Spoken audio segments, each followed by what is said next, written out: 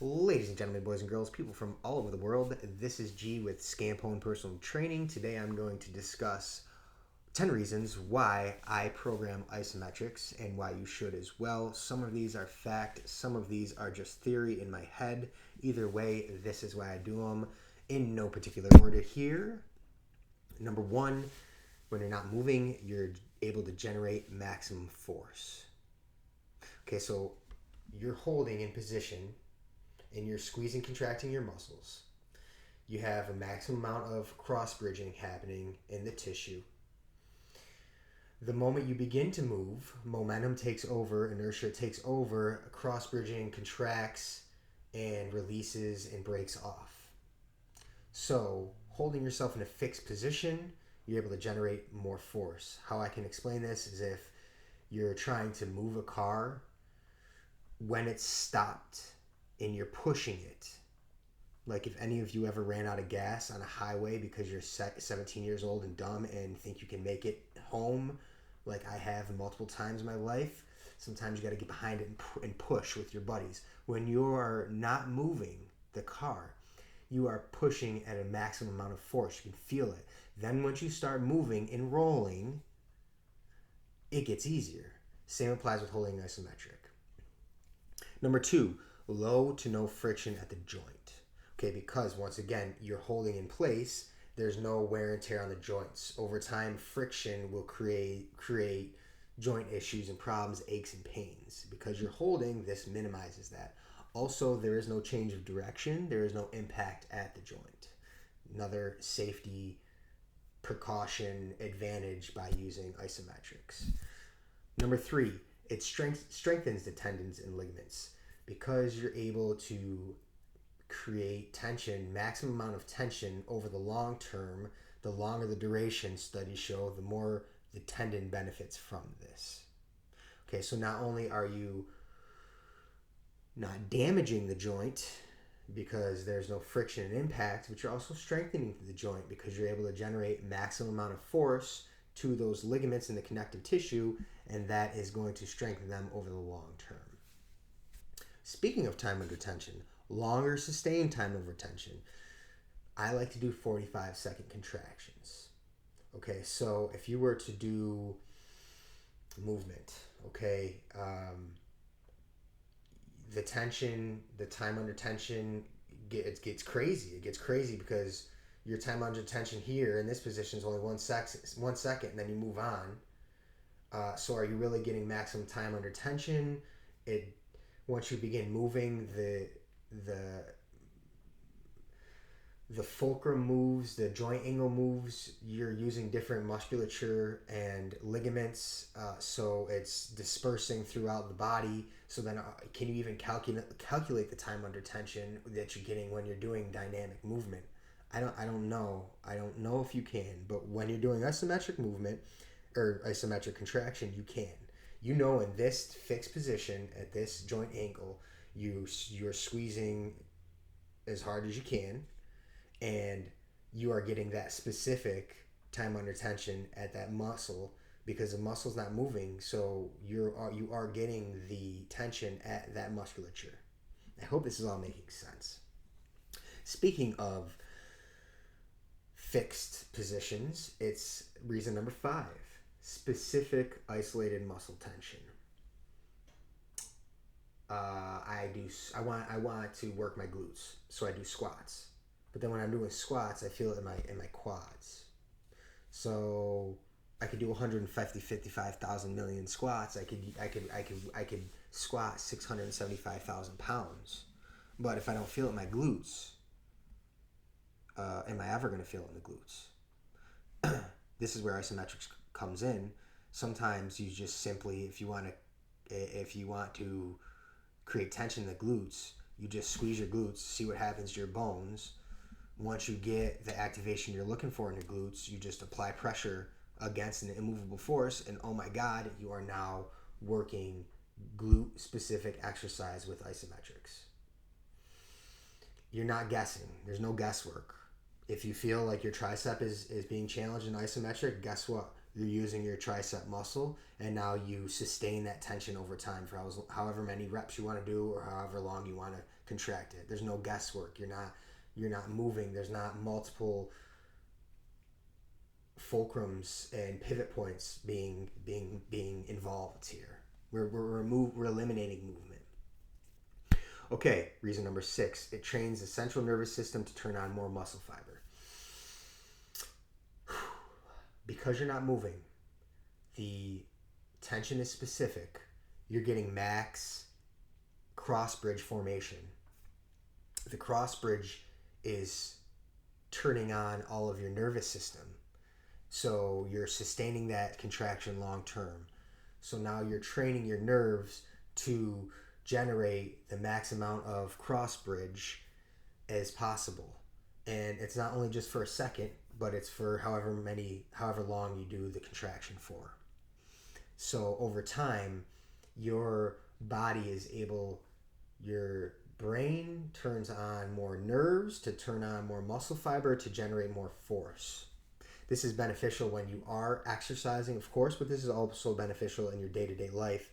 Like if you go to slip and fall and you're trying to catch yourself, your nervous system is trained to turn on more musculature to stop you from breaking your bones or just being more stable so you don't slip in the first place.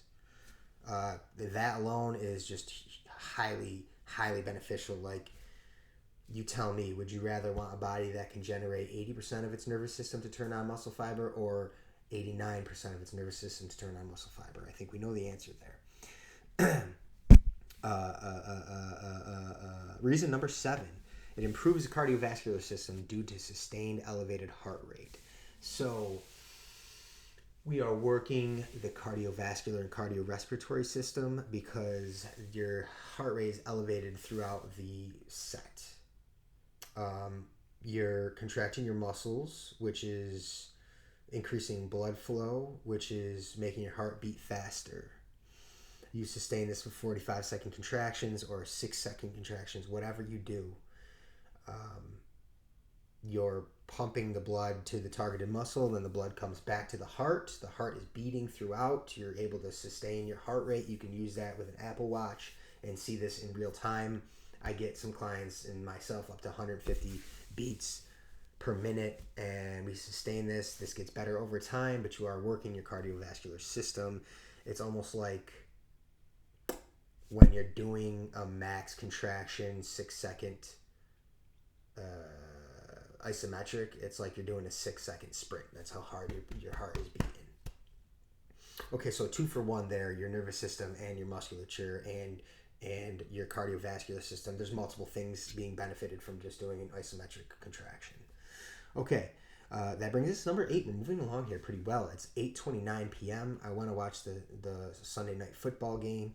Both of my kids are sleeping, so I'm using this time to get some work done or create work, which is what we're doing here.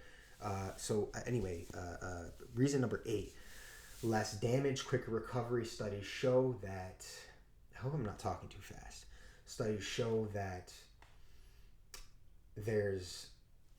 Okay, you get the cross bridge. The actin, myosin, the myofibril, they cross bridge. Okay, as they contract and they grab onto each other, and then when you do an eccentric, they're tearing apart, and that's where you get the damage. So studies show that eccentric create the most muscle damage, and which gives you the longest recovery time. Because they're just cross-bridging here, sustained cross-bridge, there's not as much tear and damage happening at the tissue level, so there'll be less damage happening and quicker recovery. So you'll feel refreshed after an isometric workout, and the next day you may have some soreness because, again, isometric is so great. You can contract muscles that you were never able to contract doing dynamic exercise, so that new stimulus on that muscle fiber is going to make you sore. So some days you might be sore because you've never been able to activate and isolate the glutes, and now all of a sudden Isometrics is allowing for that, so you may be sore. However, over time, you'll be less sore. This is also why you can do isometrics daily as long as it's at a low intensity. However, I don't recommend doing that because I just don't think you could sustain daily exercise over the long term, and that's not the market I'm trying to appeal to. The people that are disciplined in their exercise are not the ones that need to see this. The ones that need to see this are the people that don't work out at all or don't work out consistently. That's my market, so I'm not going to tell them to work out 5 days a week if they can't do it 1 day a week. So you can do isometrics daily. Don't do them daily so that you can not get bored with them and you can sustain it over the long term, and you can also focus on the intensity. If you just do 2 bouts of isometrics per week, you can just lay into and invest in the intensity of the exercise and not have to be like, oh shit, I gotta do this again tomorrow. Let me take it easy today. Maybe I'll go harder tomorrow. No. Do this 2 times per week and go after it. Okay, number 9. It facilitates mindful breathing through accelerated respiratory rate.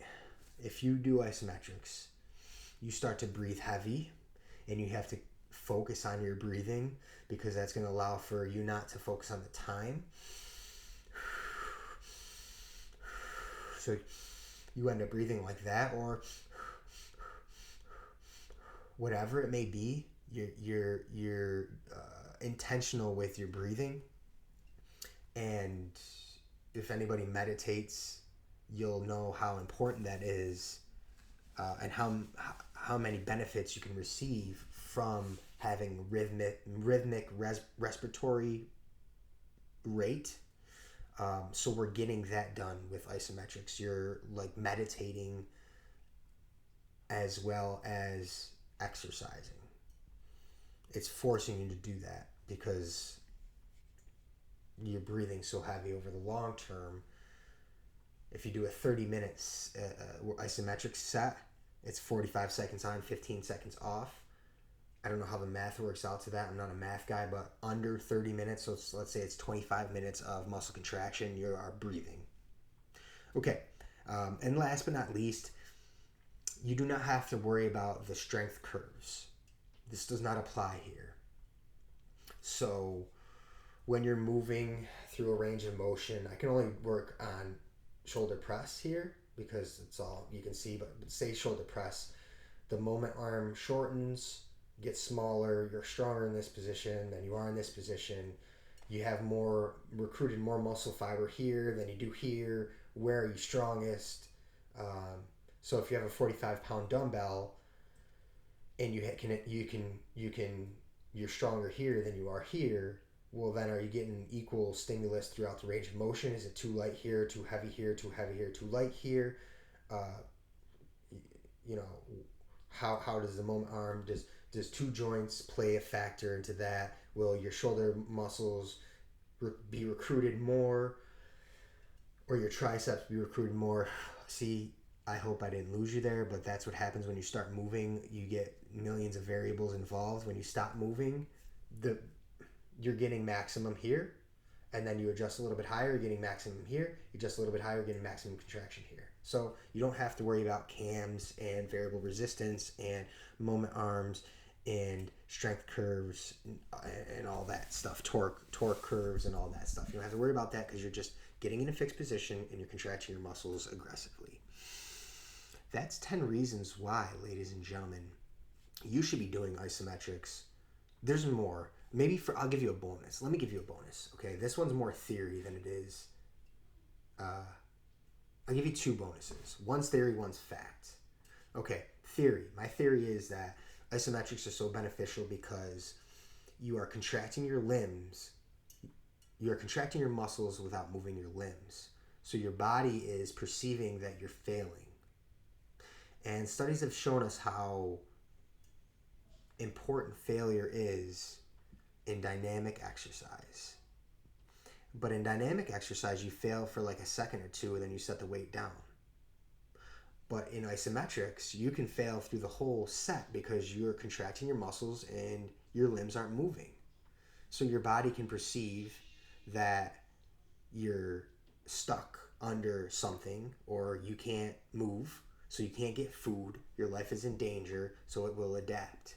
So we're maximizing failure by doing 6 seconds, doing 15-second contraction, 45-second contraction. You can fail for 45 seconds and reap all the benefits of that. That's just theory that I have, but I think that holds true. And the second bonus is the creation of, or the improvement of, ligament and tendon stiffness.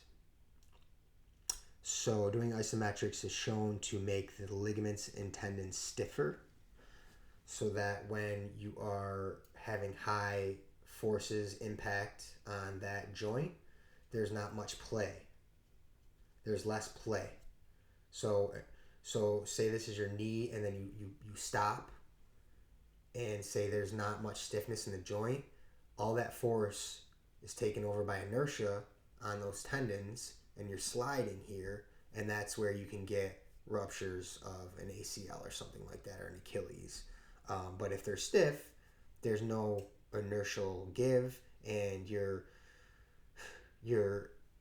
ligaments can absorb the force, and your muscles can absorb the force and then redistribute the force without getting that sliding play there. Wow. How long was that? 16 minutes. I think that's plenty. If you have anything to add, please do so below. Please do so below. I just heard my son crying upstairs. I should probably go up there and assist. There he is, right on cue. That's a good time for me to end here. Over and out.